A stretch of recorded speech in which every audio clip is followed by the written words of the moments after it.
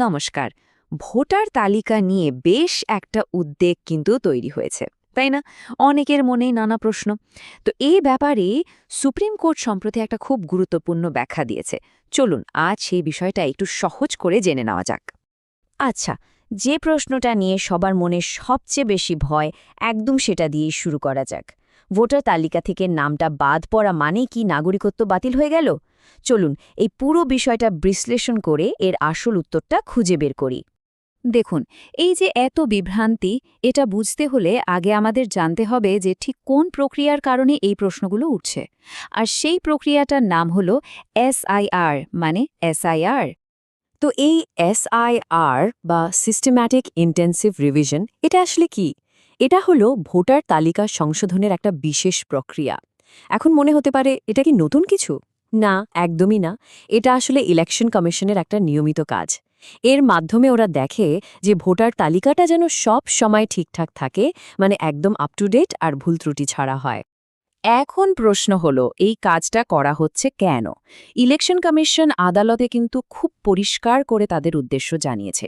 তাদের মূল লক্ষ্য একটাই, এটা নিশ্চিত করা যে ভারতের নির্বাচনে কোনো বিদেশি নাগরিক যেন ভোট দিতে না পারে। আচ্ছা, তাহলে ইলেকশন কমিশন যে এই কাজটা করছে তার সাংবিধানিক ভিত্তিটা কি? মানে কোন অধিকারে তারা এটা করছে? চলুন এবার ওদের যুক্তিগুলো একবার দেখে নিই। সুপ্রিম কোর্টে ইলেকশন কমিশনের সিনিয়র আইনজীবী রাকেশ দ্বিবেদী যা বলেছেন তা কিন্তু খুব স্পষ্ট। তার কথা অনুযায়ী ভোটার তালিকায় কোনো বিদেশি নাগরিকের নাম থাকাটাই হলো অসাংবিধানিক। মানে বুঝতেই পারছেন, কমিশন এটাকে শুধু একটা সাধারণ প্রশাসনিক কাজ হিসেবে দেখছে না, বরং তাদের সাংবিধানিক দায়িত্ব হিসেবেই দেখছে। কমিশন তাদের এই যুক্তির সমর্থনে কয়েকটা বেশ শক্তপোক্ত সাংবিধানিক ভিত্তির কথা বলেছে। যেমন ওরা জানিয়েছে যে এই দায়িত্বটা ওদের দিয়েছে খোদ গণপরিষদ। তাছাড়াও সংবিধানের ৩২৪ আর ৩২৬ নম্বর ধারাও কিন্তু ওদের এই ক্ষমতাটা দিয়েছে।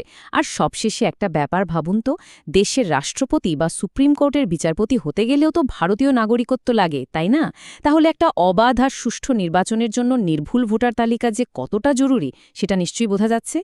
তো এতক্ষণ আমরা প্রক্রিয়াটা বুঝলাম, সাংবিধানিক যুক্তিগুলোও শুনলাম।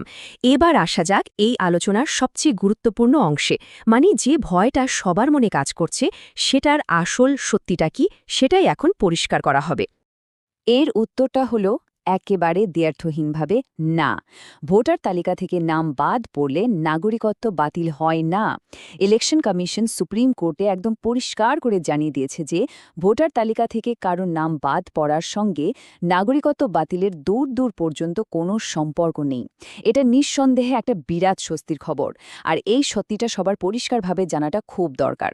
ব্যাপারটা আরও সহজ হয়ে যাবে যদি আমরা দুটো আলাদা সংস্থার কাজের পার্থক্যটা বুঝে নিই। দেখুন, একদিকে আছে ইলেকশন কমিশন।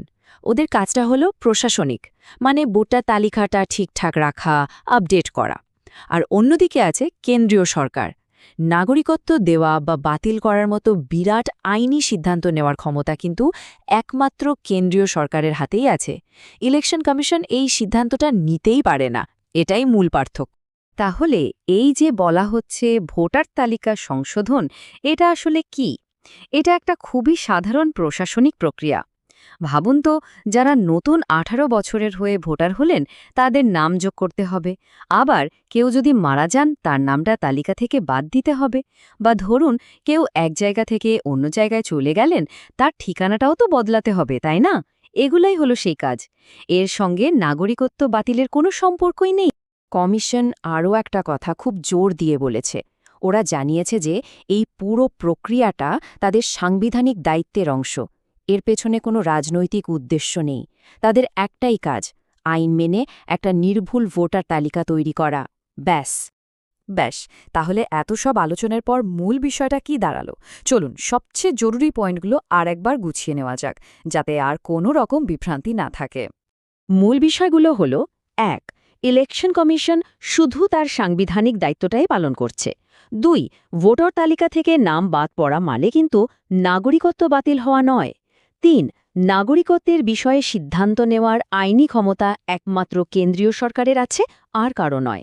আর সবচেয়ে গুরুত্বপূর্ণ বিষয় হল ইলেকশন কমিশন এটা নিশ্চিত করেছে যে সবাইকে কিন্তু প্রয়োজনীয় কাগজপত্র জমা দেওয়ার যথেষ্ট সুযোগ দেওয়া হবে। সব শেষে একটা প্রশ্ন রেখে যাওয়া যাক।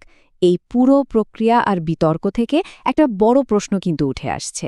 একটা সুস্থ আর শক্তিশালী গণতন্ত্রকে টিকিয়ে রাখার জন্য একটা নির্ভুল আর স্বচ্ছ ভোটার তালিকার গুরুত্ব আসলে ঠিক কতটা, এটা কিন্তু আমাদের সবারই ভেবে দেখার বিষয়।